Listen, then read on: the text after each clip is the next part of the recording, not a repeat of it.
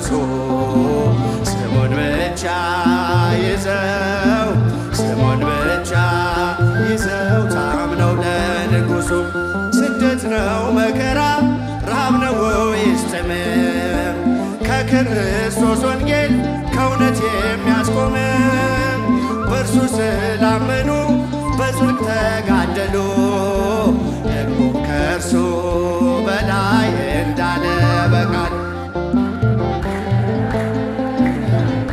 ዓለማትን ዞሩ ቅዱሳን ሐዋርያት ቃሉን እየዘሩ ሙታን እያስነሱ ድውያን ፈወሱ። ስሙን ብቻ